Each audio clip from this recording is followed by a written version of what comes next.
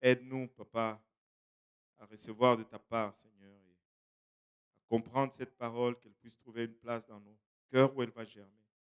Produire de fruits et que ce fruit nous conduise jusque dans la vie éternelle. Et c'est avec action de grâce dans le cœur que nous te prions ainsi, dans le nom précieux de Jésus. Nous disons tous au nom de Jésus. Alléluia. Et vous pouvez vous asseoir. Et je vais parler aujourd'hui sur ce sujet. Si je peux avoir mon premier slide. Si Christ n'est point ressuscité. Et si Christ n'était point ressuscité? Nous venons de nous réjouir, nous venons de chanter, de célébrer. Et tout ceci était motivé par le fait qu'il est ressuscité. Amen. Et si Christ n'est point ressuscité? Hein? Et c'est avec cette déclaration que je vais commencer le message d'aujourd'hui. Et si Christ n'était point ressuscité? Et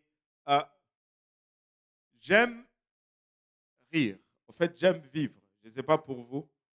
Et mon concept, c'est que la vie, même si elle est dure, elle peut être agréable. On peut agréablement travailler durement sur notre vie. Amen. Et j'aime quand les gens rient et j'aime les blagues. Amen. Des bonnes blagues. Et il y a plusieurs catégories de blagues. Et parmi les blagues, il y a la catégorie des blagues de belle-mère.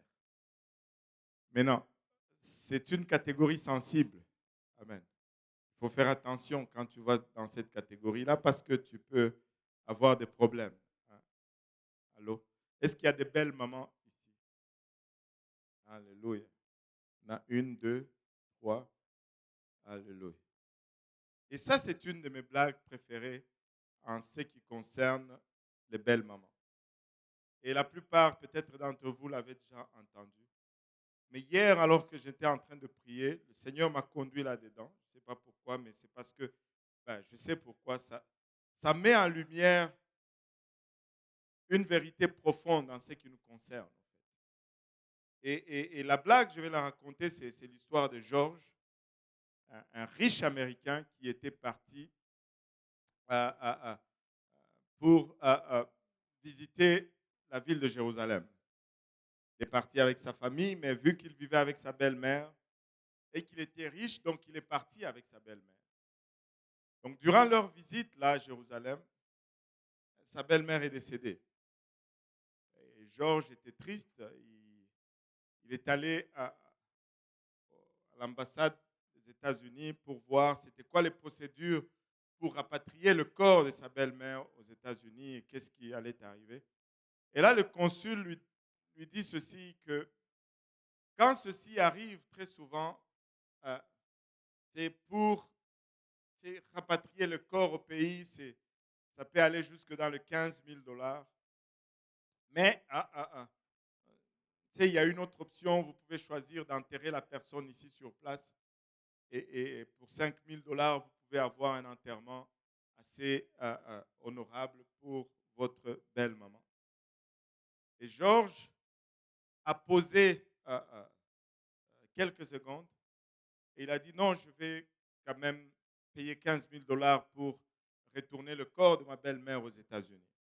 Alors le consul était touché par cela. Il lui dit, je vois que tu aimais beaucoup ta belle-mère. Et là, Georges il dit, non, ce n'est pas ça. C'est que j'ai lu quelque part qu'il y a longtemps ici dans votre ville, quelqu'un était mort et puis 3 jours après, il est ressuscité. Et je ne veux pas prendre des chances.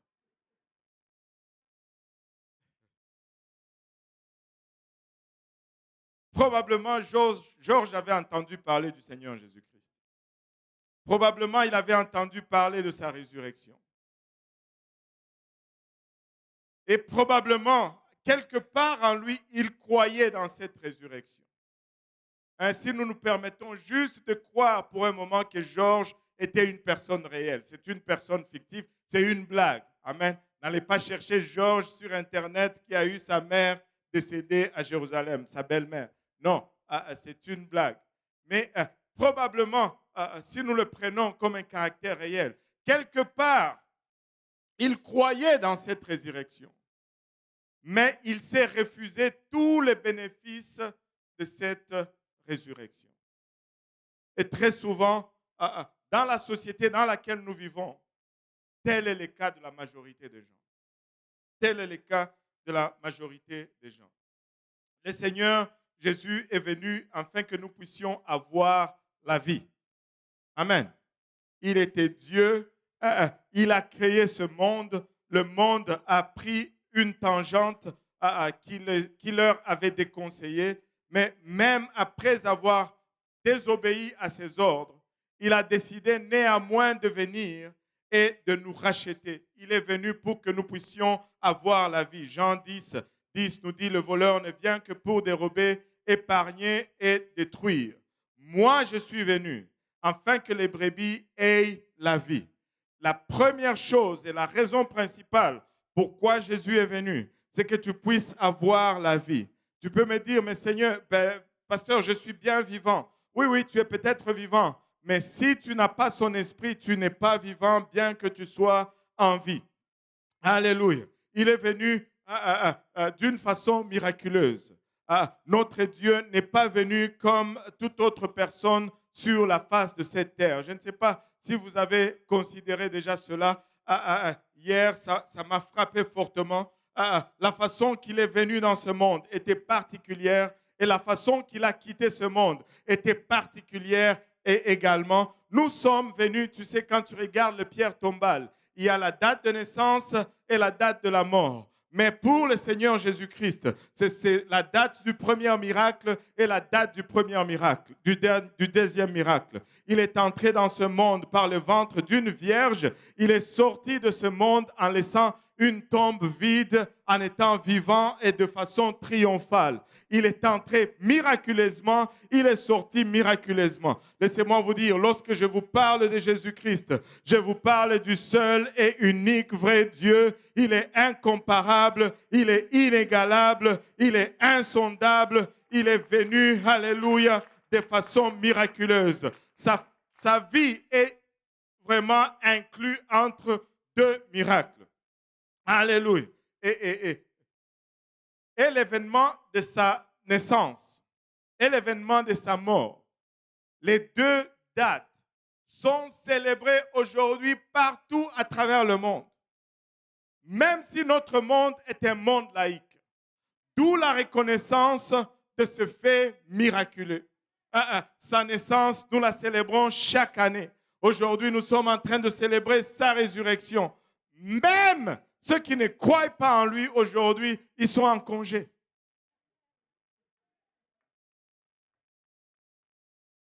Ils sont en congé. C'est un miracle. Alléluia. C'est un miracle. Alléluia. Il est entré par une porte sur laquelle c'était écrit ne peut pas entrer. Il est entré par là. Et quand il devait sortir, c'était écrit pas de sortie ici. Mais il est sorti par là. Il est le seul et l'unique vrai Dieu. Il est incomparable. Jésus n'est pas, alléluia, n'importe qui. Il est le seul, le véritable, alléluia. Et si tu observes vraiment la vie de Jésus-Christ, c'est étrange que durant son existence, lorsqu'il était sur la terre, on ne célébrait pas vraiment sa naissance. Amen. C'est venu un peu plus tard. Probablement, peut-être parce que c'était plus difficile de confirmer ce miracle. Vu que l'ange qui est apparu à Marie, qui est apparu à Joseph et au berger, c'était des événements privés. C'était des apparitions privées. Mais lors de sa mort, c'était une apparition publique. Le Seigneur a été faussement accusé. Il a été faussement condamné. Il a été amené à cette place où il allait être crucifié. Il a été humilié, torturé. Et finalement, on l'a amené au lieu du calvaire. Et pendant 6 heures, il était accroché à cette croix, l'essence évidente de son corps, les clous dans les pieds et dans les mains et une couronne d'épines sur la tête. Il a agonisé pendant 6 heures et laissez-moi vous dire, ce n'était pas un lieu secret, c'était un lieu public.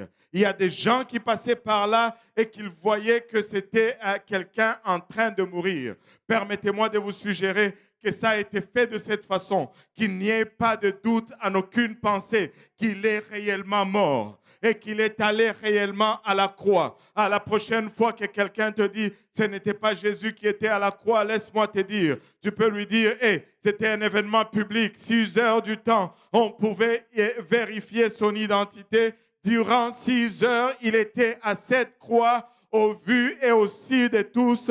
Tous étaient convaincus qu'il était mort. Tous. Jean chapitre 19 nous dit ceci. Jean chapitre 19 et le verset 19 à 20 nous dit, Pilate fit aussi un écriteau et le plaça sur la croix et on y avait écrit Jésus de Nazareth, roi des Juifs. Et plusieurs donc des Juifs lurent cet écriteau parce que les lieux où Jésus était crucifié étaient près de la ville et qu'il était écrit en hébreu, en grec et en latin. C'était un chemin où tout le monde passait, tout le monde pouvait voir et pendant 6 heures, ils l'ont observé et pendant 6 heures, ils ont confirmé que celui-là est bel et bien mort. Il y a un autre verset que j'ai eu alors qu'on faisait la préparation. Je ne sais pas si vous pouvez me le chercher, mais je ne l'ai pas dans le slide. Matthieu 27, 39 à 40. Matthieu 27, 39 à 40. Je sais que je vous donne un peu du travail là-haut, mais juste soyez patients avec moi alors que moi aussi, j'endure le Saint-Esprit. Matthieu 27, 39 à 40, les passants, alléluia, les passants, ceux qui passaient le long du chemin, le passant l'injuriait et secouait la tête. Alléluia. Et il lui disait, toi qui détruis le temple et qui le rebâtis en 3 jours, sauve-toi toi-même si tu es le Fils de Dieu. Descends de la croix. Alléluia. Et dans ce verset, nous voyons 2 choses auxquelles nous allons revenir. Alléluia. Toi qui détruis le temple et qui le rebâtis en 3 jours. C'est une chose. Toi qui sauve-toi toi-même si tu es le Fils de Dieu. Ça, c'est l'autre chose. Il a dit qu'il était le Fils de Dieu. Il a dit qu'il allait détruire le temple et le relever dans 3 jours. Alléluia. C'était un lieu public. Alléluia. Et tout le monde pouvait voir et tout le monde a vu et tout le monde a confirmé qu'il est bel et bien mort. Ce n'était pas quelque chose dans un lieu privé. Mais 3 jours après, il est ressuscité. 3 jours après sa mort, il est revenu à la vie. Et laissez-moi vous dire ceci. Cela était aussi également un événement public. Parce qu'il n'est pas ressuscité dans un endroit secret. La tombe était juste à quelques mètres du lieu où il a été crucifié. Et lors de sa résurrection, la pierre de sa tombe a été roulée. Et cette pierre qui était placée devant la tombe, et cette tombe qui était gardée, alléluia, pendant les 3 jours, mais au 3e jour, et les soldats et la pierre n'ont pu l'empêcher de sortir de cette tombe. Il est sorti de cette tombe vivant, alléluia, et capable non seulement d'être vivant lui-même, mais à mesure de te donner et à toi et à moi cette vie qui coulait en lui à nouveau. Et, alléluia, la Bible nous donne également les preuves de sa résurrection. Actes chapitre 1, versets 1 à 5. La Bible nous dit ceci. Merci, quelqu'un a eu pitié de moi. Merci. Alléluia. Acte 1, versets 1 à 5, la Bible nous dit, Théophile, j'ai parlé dans mon premier livre. Ça, c'est l'écrivain, ça, c'est Luc qui écrit le premier livre. Il fait référence à l'évangile de Luc. Et là, il est en train d'écrire son 2e livre, qui est le livre des Actes. il dit, Théophile, j'ai parlé dans mon premier livre de tout ce que Jésus a commencé de faire et d'enseigner dès le commencement jusqu'au jour où il fut enlevé au ciel après avoir donné ses ordres par le Saint-Esprit aux apôtres qu'il avait choisis. Après qu'il eut souffert, il leur est apparu vivant et leur en donnant plusieurs preuves. Il est apparu vivant et il leur a donné plusieurs preuves qu'il est réellement ressuscité. Et les preuves de la résurrection de Jésus-Christ sont multiples. Il est apparu à la tombe, il est apparu sur le chemin d'Emmaüs, il est apparu le long du lac lorsque Pierre et les apôtres péchaient. Alléluia. Il est apparu lors de l'ascension juste à plus de 500 personnes qui étaient en train de le voir ensemble, en train de monter au ciel. 500 personnes qui le voyaient ensemble. Il est apparu dans la chambre de prière, la salle haute. Lorsque Thomas n'était pas là, il est apparu encore dans cette même salle 7 jours plus tard, lorsque Thomas était là. Plusieurs preuves de sa résurrection et cela devient irréfutable. 500 personnes en même temps ont vu les ressuscités monter au ciel. 500 personnes. Une fois, j'ai parlé avec quelqu'un, il me dit non, les apparitions de Jésus-Christ, c'était des hallucinations. J'ai dit, et scientifiquement, et médicalement, même, je ne sais pas même, en tout cas, je ne sais pas comment faire l'autre mot, même par la sorcellerie. On ne peut pas avoir la même illusion en même temps parce qu'on a deux cerveaux différents. Si c'est une illusion, ça va être personnel à moi. Allô? Il n'y a pas d'illusion collective. Même si vous fumez la même chose, vous n'allez pas voir la même chose. Amen. 500 personnes, même si on leur avait fait fumer la même chose, même si on leur avait fait boire la même chose, impossible qu'ils voient tous la même illusion. Laissez-moi vous dire, il nous a laissé une preuve tangible et palpable de sa résurrection. Il est vivant, il est ressuscité. Alléluia. Il est ressuscité. Et c'est avec cette assurance que Paul prend son crayon pour nous écrire dans 1 Corinthiens. Il commence en présentant, je ne sais pas si, je ne suis pas bon en français, je n'ai pas été bon en français, mais je vais appeler ça une antithèse. Et il commence juste en faisant le contraire, en disant le contraire. Amen. Quelque chose d'anti. Amen. Il dit, et s'il n'y a point de résurrection de mort, 1 Corinthiens 15, 13, qu'on a lu tout à l'heure, s'il n'y a point de résurrection de mort, Christ aussi n'est pas ressuscité. Il inverse la chose. Il dit, nous enseignons la résurrection de mort, mais cette résurrection est basée sur le fait que Christ est ressuscité. Donc, si nous renions que les morts ne ressuscitent pas, nous sommes en fait en train de renier que Christ a ressuscité. Waouh! Alléluia! C'est comme s'il inverse un peu la table de notre raisonnement. Il dit, vous êtes mieux de croire qu'il y a une résurrection. Et vous êtes mieux de vous préparer pour participer à cette résurrection. Parce que laissez-moi vous dire ceci. J'ai la preuve, alléluia, qu'il est ressuscité. J'ai la certitude qu'il est ressuscité. Parce que si vous ne croyez pas qu'il est ressuscité, si vous ne croyez pas que vous allez ressusciter, alors vous êtes en train de dire qu'il n'est pas ressuscité non plus. Et si Christ n'était pas ressuscité, où serions-nous aujourd'hui? Au fond, Paul pousse cela plus loin. Il dit, si Christ n'est point ressuscité, votre foi est vaine.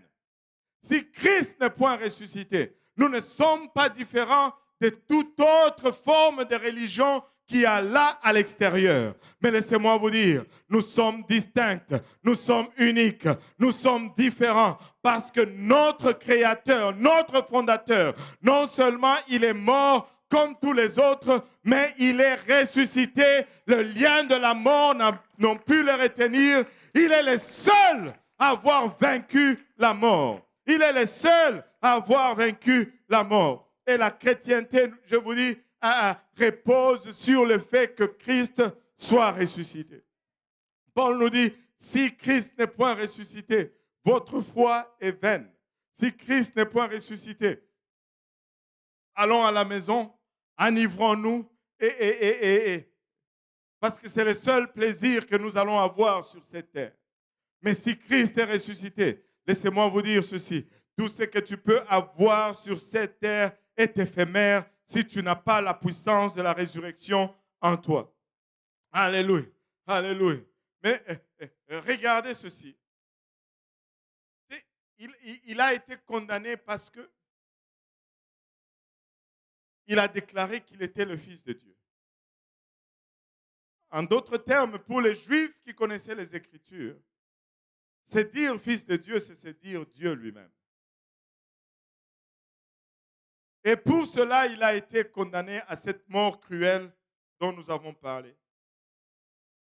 Mais aujourd'hui, nous parlons de Jésus-Christ à gauche, nous parlons de Jésus-Christ à droite, nous parlons de Jésus-Christ en avant, nous parlons de Jésus-Christ en arrière. Mais laissez-moi vous dire ceci. En général, toute personne à qui nous allons parler du Seigneur Jésus-Christ a déjà une opinion fondée sur lui. Amen. Tous ont déjà une opinion fondée sur lui.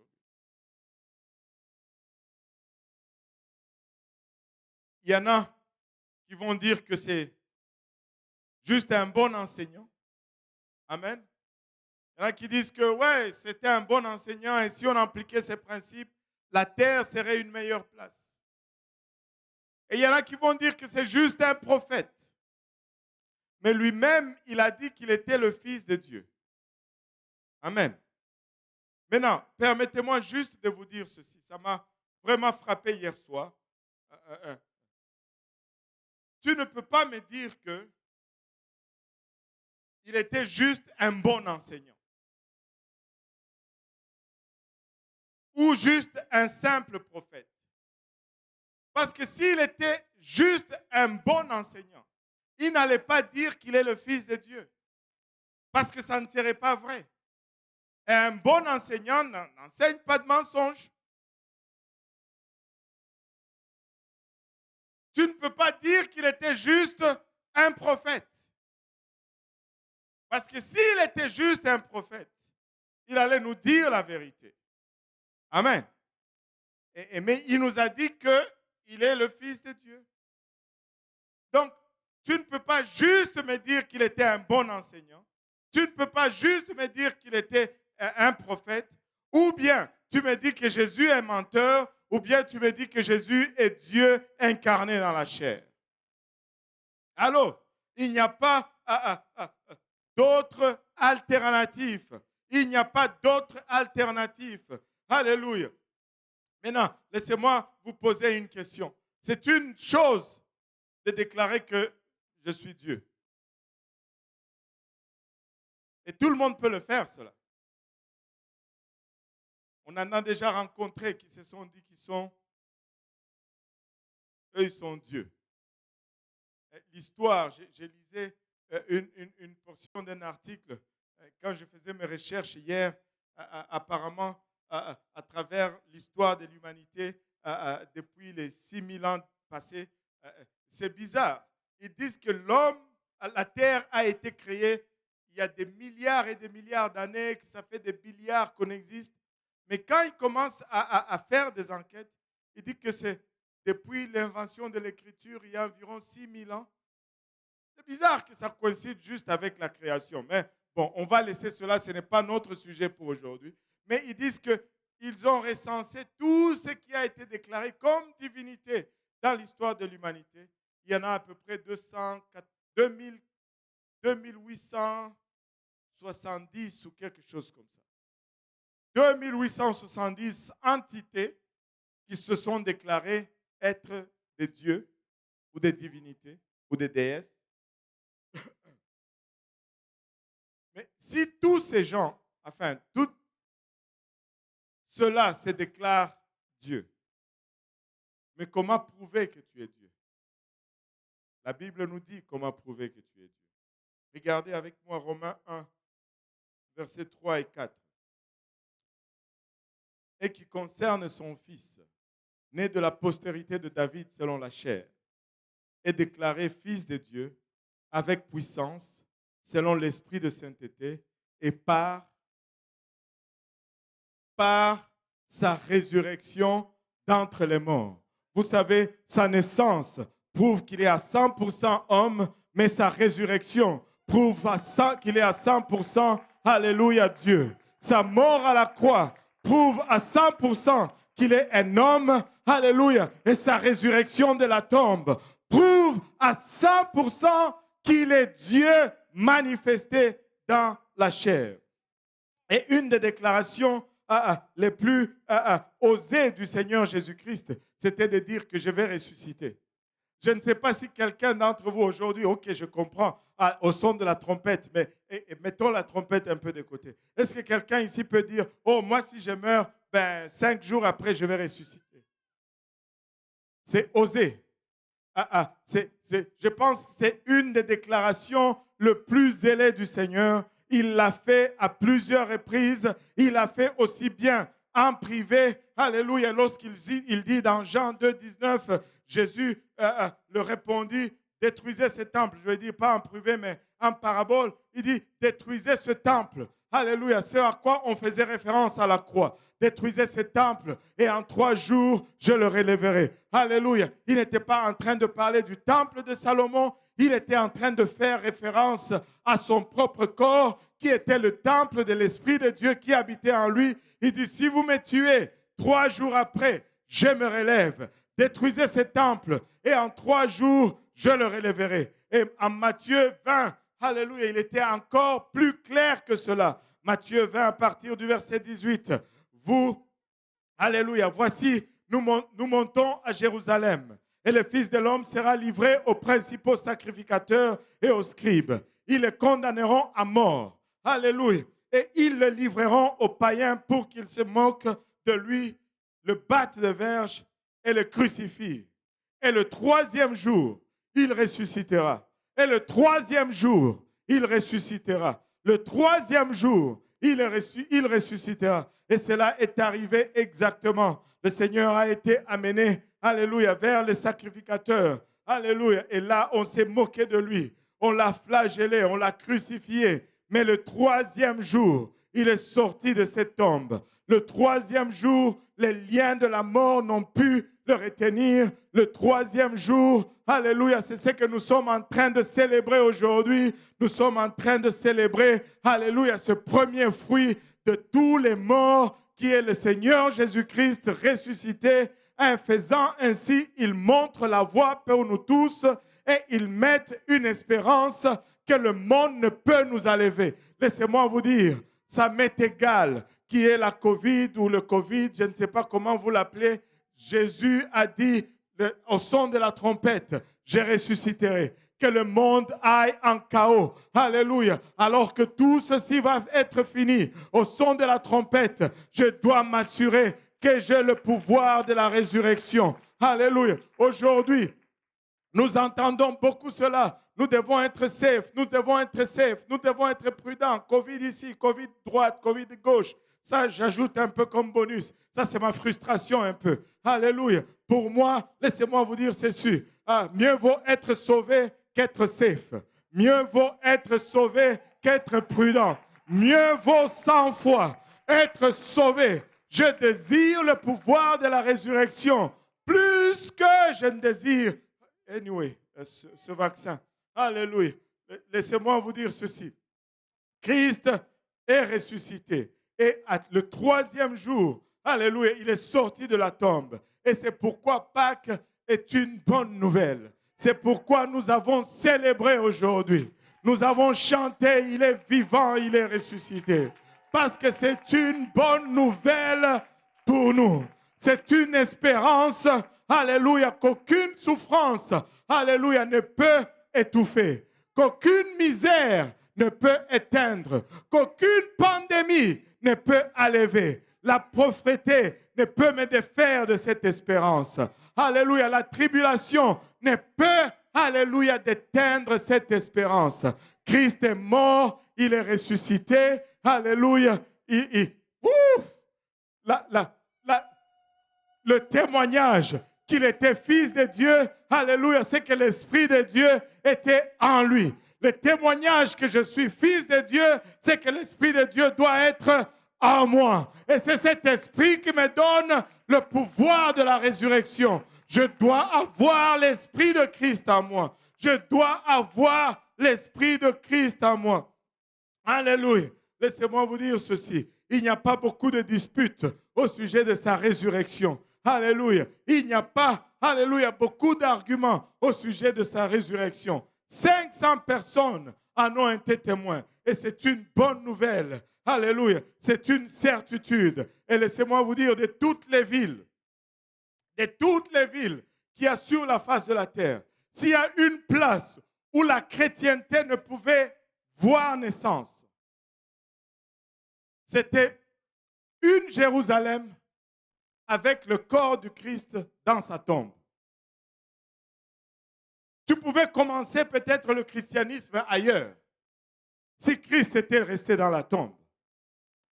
Mais Jérusalem était la pire des places pour commencer cette croyance, pour voir naître cette croyance, vu que la tombe était juste là à côté. Mais savez-vous quoi? Ça a commencé là parce qu'à chaque fois qu'on allait voir cette tombe, elle était bel et bien vide. Alléluia. Elle était bel et bien vide. Christ est ressuscité, ma sœur. Christ est ressuscité, mon frère. Et aujourd'hui, tu peux te saisir de cette espérance de sa résurrection. Et tous les chapitres 15 de Paul, on dirait qu'il a fait juste les choses à l'inverse. Il a fait juste, permettez-moi d'utiliser ces mots, on va me corriger après. Appelez-moi les Français après pour que me donner le mot approprié à utiliser. Je vais faire une antithèse. Mais il a fait, c'est comme s'il inverse les choses. Il commence le chapitre 15 par l'évangile et il finit avec la résurrection. On aurait dû commencer avec la résurrection et finir en disant, ben voilà, parce qu'il est ressuscité, voici l'évangile. Non, il dit non. Commençons avec l'évangile. Maintenant, dites-moi, s'il n'est pas ressuscité, on va alors argumenter sur ce que je viens de vous dire. Mais laissez-moi vous dire ceci, Christ est ressuscité. Et tu peux faire aujourd'hui mieux que Georges. Tu peux croire à la résurrection de Jésus-Christ et recevoir les bénéfices de cette résurrection dans ta vie. Alléluia. Et tu me dis, mais comment puis-je recevoir ces bénéfices? Paul nous le dit dans 1 Corinthiens 15. Je vous rappelle, frères, l'évangile que je vous ai annoncé et que vous avez reçu et dans lequel vous persévérez et par lequel vous êtes sauvés si vous le gardez tel que je vous l'ai annoncé. Autrement, vous auriez cru en vain. Écoutez, je n'arrive plus à passer ces versets sans insister sur ces quelques points. Il dit, je vous rappelle, frères, l'évangile. Il a écrit aux Corinthiens. Les Corinthiens, c'était un groupe qui avait déjà reçu l'évangile. C'est-à-dire une église, des gens qui étaient déjà baptisés. Il dit, je viens juste vous rappeler l'évangile par lequel vous êtes sauvés. Que je vous ai annoncé par lequel vous êtes sauvés. Il dit, je vous ai annoncé cet évangile, mais je viens vous le rappeler. Vous avez reçu cet évangile. Et vous avez persévéré dans cet évangile. Non seulement je dois recevoir l'évangile, mais je dois persévérer dans l'évangile. Et par lequel vous êtes sauvés, mais il continue en disant, si vous le gardez tel que je vous l'ai annoncé. En d'autres termes, n'altérez pas l'évangile. Gardez l'évangile comme je vous l'ai donné. Cet évangile, c'est la bonne nouvelle de la résurrection de Christ. Ne l'altérez pas, ne changez pas cela. Parce que c'est ça l'élément même qui vous sauve. Si vous le changez, il dit, vous auriez cru en vain. Le monde crie à gauche, à droite. Croyez seulement et vous serez sauvés. Croyez seulement et vous serez sauvés. Mais Paul crie tout haut, si vous altérez l'évangile, vous allez croire en vain.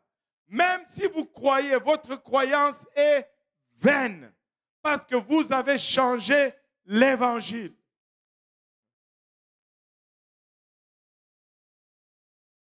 Alléluia. Autrement, vous auriez cru en vain. Et là, il commence à énumérer l'évangile. Il dit, cette bonne nouvelle ou cet évangile que je vous ai enseigné, c'est que je vous avais enseigné avant toute chose, c'est que j'avais aussi reçu. Il dit, moi aussi je l'ai reçu. Je voulais partager. Moi aussi je l'ai reçu. Et cet évangile, c'est que Christ, alléluia. Oh, maman Nangaï, le temps est parti comme ça. C'est que Christ est mort pour nos péchés, selon les Écritures, et qu'il a été enseveli et qu'il est ressuscité le 3e jour, selon les Écritures. Waouh! Christ est mort, Christ a été enseveli, Christ est ressuscité le 3e jour. C'est là la bonne nouvelle de Pâques. C'est là le bénéfice de la résurrection de Christ. Et comment est-ce que je réclame ces bénéfices? Qui veut réclamer des bénéfices aujourd'hui? Tous nous voulons réclamer des bénéfices. Nous réclamons ces bénéfices tout simplement. Pierre nous dit comment? Répentez-vous et que chacun de vous soit baptisé au nom de Jésus-Christ pour le pardon de vos péchés et vous recevrez le don du Saint-Esprit. Alléluia, avec l'évidence de parler en langue. Vous savez, notre repentance nous identifie à sa mort. Christ est mort pour moi. Moi, je dois me repentir pour lui. Mais c'est quoi la repentance? La repentance, premièrement, c'est cette reconnaissance intérieure de mon état de pécheur. Écoutez, nous sommes tous pécheurs et nous avons tous péché. Mais quand nous réalisons que nos péchés nous conduisent vers la destruction, nous mentions, nous volions, nous buvions des choses que nous ne devons pas boire, nous fumions et toutes ces choses. Mais après, si nous réalisons cela, nous sommes désolés. Mais nous ne restons pas là dans notre désolation. Nous faisons un demi-tour. Nous ne fumons plus, nous ne buvons plus, nous ne mentons plus, nous ne trichons plus. Nous marchons dans une direction contraire. La repentance n'est pas seulement une tristesse de la reconnaissance de nos péchés, mais c'est aussi une décision de marcher dans une direction contraire. Tu te dis, mais pasteur, je ne peux pas y arriver. Oui, peut-être seul, tu ne peux pas y arriver. Mais avec l'aide du ressuscité, tu vas y arriver. Amen. Alléluia. Et après la repentance, la Bible nous dit de nous faire baptiser au nom de Jésus-Christ pour le pardon de nos péchés. Et le baptême signifie un ensevelissement. Pour être baptisé, il faut que je sois trempé. C'est pourquoi nous avons une piscine ici. Nous avons de l'eau et elle est chaude et bonne. Une piscine, c'est sûr que le Jourdain n'était pas aussi chaud, mais nous avons une piscine. On va t'ensevelir complètement au nom de Jésus-Christ pour le pardon des péchés. Et le baptême, Christ a été enseveli pour moi. Moi, je me fais ensevelir pour lui dans les eaux du baptême. C'est comme ça que je réclame ces bénéfices. Maintenant, répentez-vous et que chacun de vous soit baptisé au nom de Jésus-Christ pour le pardon de vos péchés. Vous recevrez le don du Saint-Esprit. Le don du Saint-Esprit, c'est notre résurrection. Christ est ressuscité. Moi, je reçois cette nouvelle vie lorsque l'Esprit de Dieu revient à nouveau en moi, comme c'était dès le commencement dans le jardin d'Éden. Et l'évidence de cela, c'est que je vais parler en d'autres langues, comme l'Esprit va me donner de m'exprimer. Quand tu reçois le Saint-Esprit, tu vas parler en d'autres langues. Alléluia. Nous avons commencé ce message en disant, si Christ n'était point ressuscité, mais nous allons le conclure en disant, mais Christ est ressuscité. Mais Christ est ressuscité. Mais alors, si Christ est ressuscité, alors le christianisme est vrai. Et si Christ est ressuscité, alors la vie ne s'arrête pas seulement à la tombe. Si Christ est ressuscité, alors tu devrais faire quelque chose à ce sujet. Tu ne peux pas rester indifférent. Aujourd'hui, si tu es là et que tu n'es pas encore baptisé au nom de Jésus, nous avons l'eau, nous avons des vêtements de rechange et ça ne prend que ton obéissance. Alléluia. On va finir avec la dernière slide qui dit Christ est ressuscité. Mais Christ est ressuscité. Alléluia. Si Christ est ressuscité des morts, alors qu'est-ce que tu vas faire? Et aujourd'hui, nous allons nous commémorer ce que le Seigneur a fait à la croix pour nous. Et je vais demander aux huissiers de commencer déjà à partager. Si je peux avoir la collaboration de tous nos huissiers pour que ça aille vite et à partager le nécessaire pour la Sainte Seine. Et la Sainte Seine, je veux tenir à le souligner. Ce n'est pas le salut. La Sainte Seine n'est pas le salut. Si tu veux être sauvé, tu dois te repentir, tu dois te faire baptiser au nom de Jésus-Christ pour le pardon des péchés.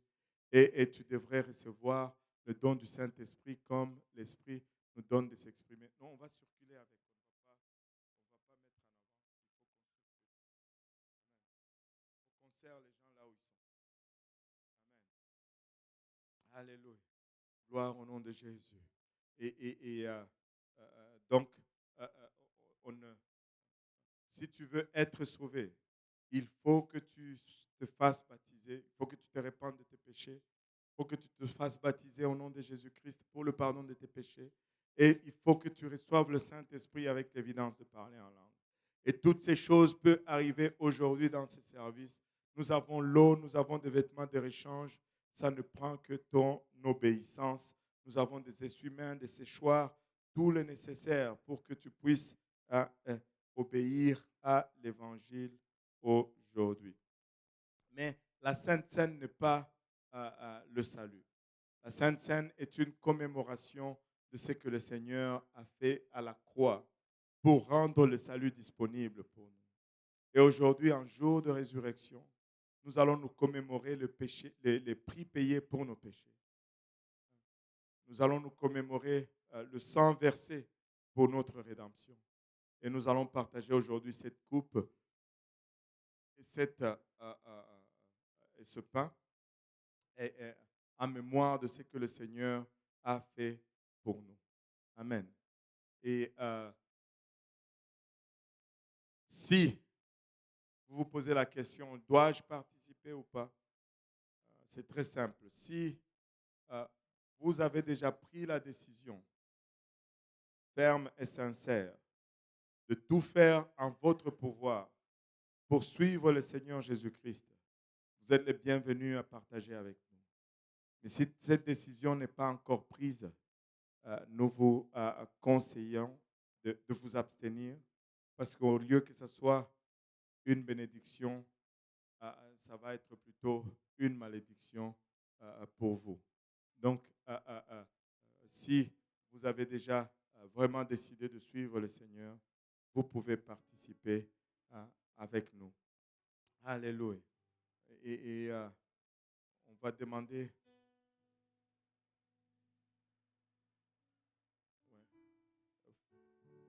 Frère Ange, si tu peux prendre quelqu'un d'autre et commencer dans l'autre section, soyons un peu rapides, exécutons-nous un peu rapides.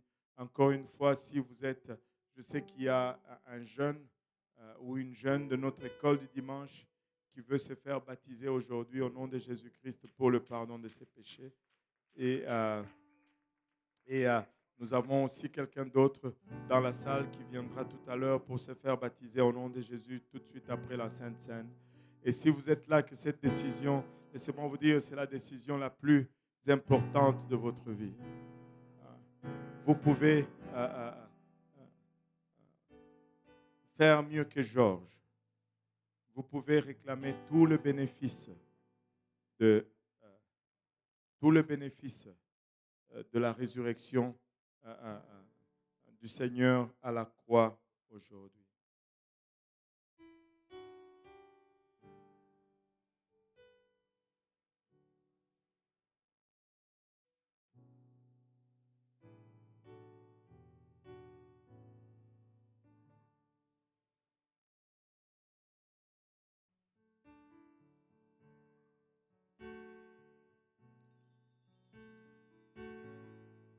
que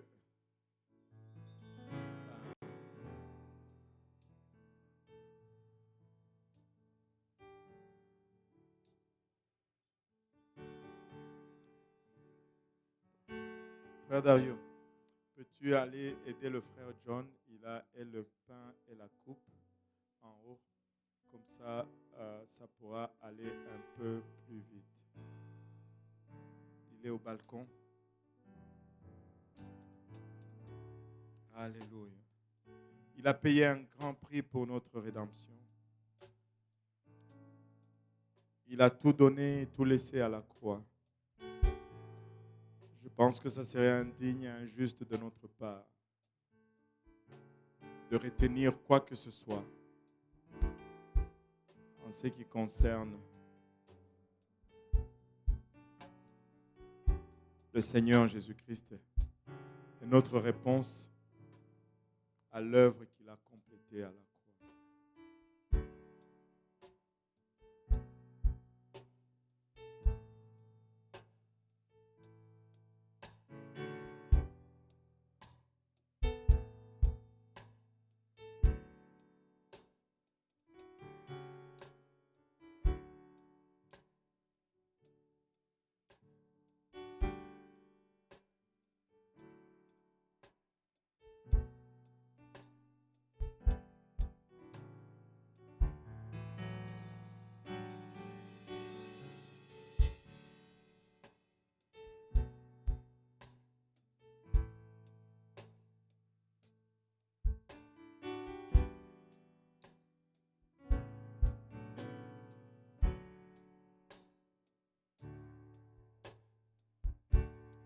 Alléluia.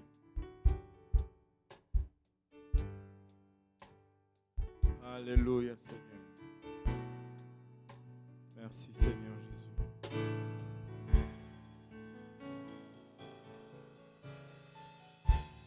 Merci, Jésus.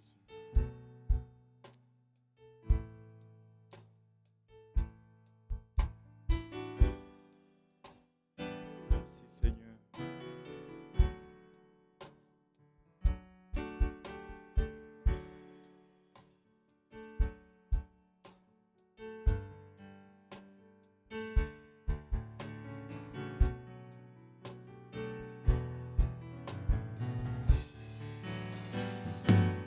Alléluia. Est-ce que tout le monde est servi? Si vous n'êtes pas encore servi, si vous pouvez juste lever la main.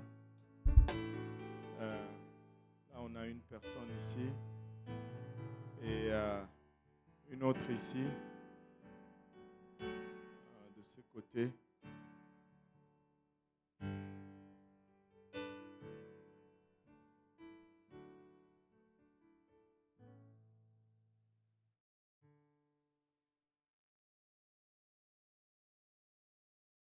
Si on peut servir aussi le premier banc ici. Alléluia. Je crois que tout le monde est servi. Alléluia.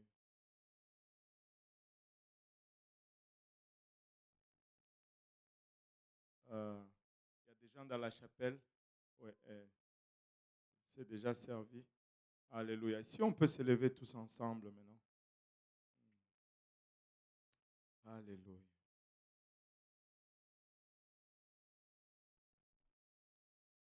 Nous allons prier pour bénir cette coupe et ce pain. Seigneur Jésus-Christ, Papa, nous te rendons grâce éternelle de ton amour, de ta bonté, de ta fidélité.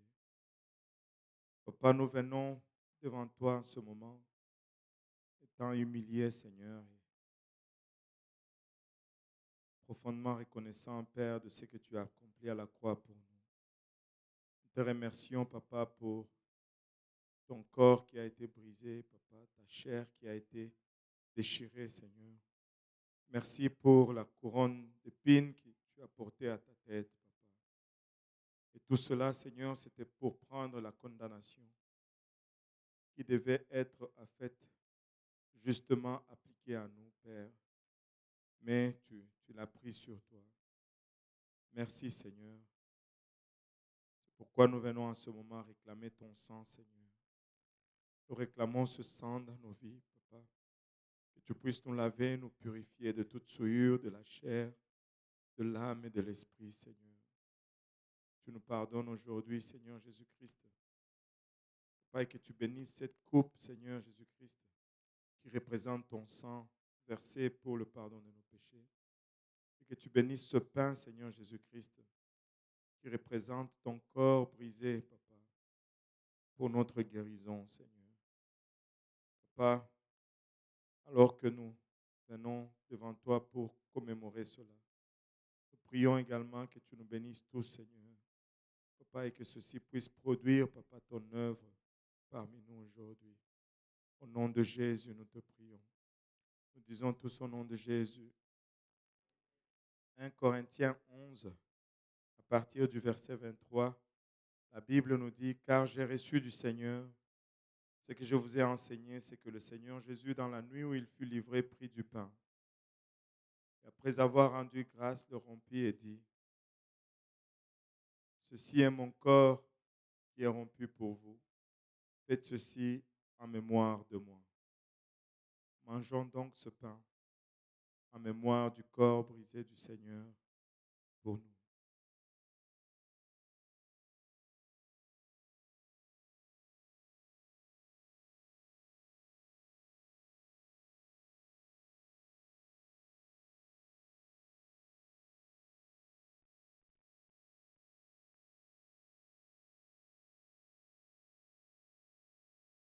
Merci Seigneur. Merci Seigneur. Merci Seigneur. De même, après avoir soupé, il prit la coupe et dit, « Cette coupe est la nouvelle alliance à mon sang. Faites ceci en mémoire de moi toutes les fois que vous en boirez. Car toutes les fois que vous mangez ce pain et que vous buvez cette coupe, vous annoncez la mort du Seigneur jusqu'à ce qu'il vienne. Buvons donc cette coupe en mémoire du sang versé du Seigneur pour nous. »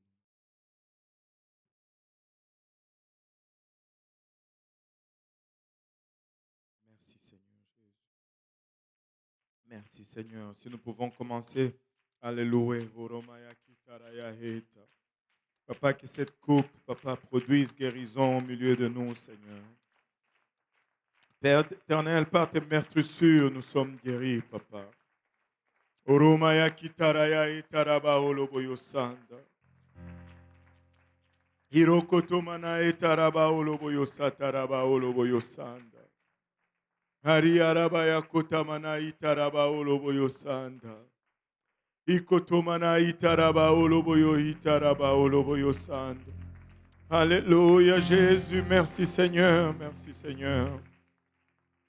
Merci Seigneur Jésus.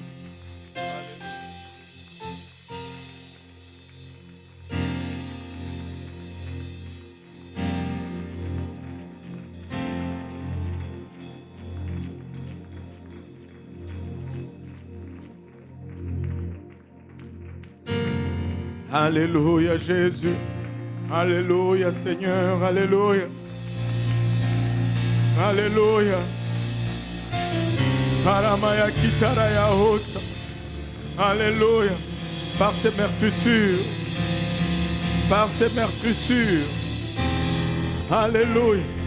Par ces meurtrissures. Alléluia. Nous allons célébrer ensemble. Alléluia. Alors qu'il y en a qui viennent. Alléluia. Alors qu'il y en a qui viennent pour réclamer le bénéfice de la résurrection du Seigneur dans leur vie aujourd'hui. Oramaya itaraba oloboyo sanda. Harimaya etara koloya eta. Alléluia. Alléluia. La chorale va nous diriger dans un cantique alors que nous célébrons. Là où vous êtes, si vous pouvez prier, élevez votre voix et Dieu va vous remplir du Saint-Esprit. Alléluia. Il va vous remplir du Saint-Esprit.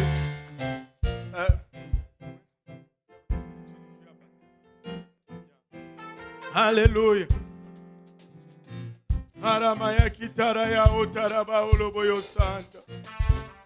Alléluia Seigneur. Alléluia.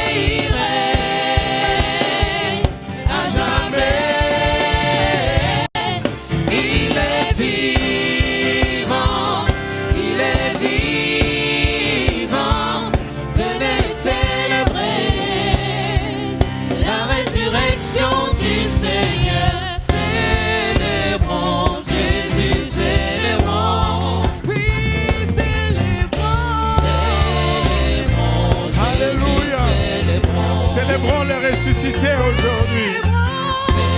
Alléluia. Jésus, célébrons. Célébrons Jésus, célébrons. Il est vivant. Il est vivant. Et il est vivant. à jamais. Il est vivant. Il est vivant. À jamais. Il est vivant. Il est vivant. Venez célébrer la résurrection du Seigneur. Célébrons Jésus, célébrons. Oui, célébrons, célébrons Jésus, célébrons. Alléluia. Célébrons Jésus, célébrons. Oh, célébrons, célébrons Jésus, célébrons. Il est vivant. Il est vivant. Et il règne à jamais. Il est vivant. Il est vivant. Il règne à jamais. Il est vivant. Il est vivant. Il est vivant. Alléluia. Venez célébrer la résurrection du Seigneur. Célébrons Jésus, célébrons. Célébrons. Célébrons Jésus, célébrons. Célébrons Jésus, célébrons. Célébrons le Seigneur. Célébrons Jésus, célébrons. Il est vivant. Il est vivant. Et il règne à jamais. Il est vivant. Il est vivant. Et il règne à jamais. Il est vivant. Il est vivant. Et il règne à jamais. Il est vivant. Il est vivant. Et il règne à jamais. Il est vivant. Il est vivant. Venez célébrer. Venez célébrer. Venez célébrer. Venez célébrer. Oh oui, la résurrection du Seigneur. Alléluia. Alléluia. Alléluia. Il est vivant. Et tu peux réclamer le plein bénéfice de sa résurrection aujourd'hui. Alléluia. Nous avons l'eau, nous avons les vêtements de réchange. Ça ne prend que ton obéissance. Nous avons même de séchoirs. Si tu as peur pour tes cheveux. Alléluia. Haramaya kotaraya eta. Il y a 2 personnes déjà qui viennent pour recevoir, pour revêtir le nom de Jésus-Christ dans les eaux du baptême. Et nous